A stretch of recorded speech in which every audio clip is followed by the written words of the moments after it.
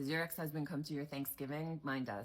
I just had a long chat with my Uber driver over what to do with our ex-husbands during the holidays. I just literally just walked in the door and I was like, let me just capture this because we can't be the only ones grappling with this. We both have been married over 20 years, semi-recently divorced, and we both have older sons. And we both are really good friends with our exes.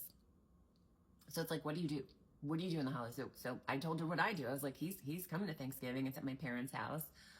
It's kind of just assumed that he's going to be there. He'll be in Connecticut for Christmas also with my brother and his family, unless he makes other plans. That's what makes my son happy. If that's what makes my parents happy. If my brother, who's buddies with him, and my niece, he's still her uncle, like, if it makes everyone happy, there's no right answer. So don't let anyone tell you there's one right answer, because there isn't. It has to be what works for you and your family. So I've chosen my battles, if that makes sense. So this is not a battle that I'm not fighting this fight. If this is better for everyone to still have us all together for the holidays, I'm gonna go with it. Now, my guy doesn't live in New York. We're long distance. So if he were here, he would be my priority over my ex. But we're long distance and we're still figuring out how we're going to navigate. That's another subject. So let me tell you about last year real quick. So we had Thanksgiving up in Connecticut at my brother's house. I went up the night before from where I live in New York. And my ex was picking up my son, who lives with me, and my parents, and he was going to drive and meet us in Connecticut on Thanksgiving Day.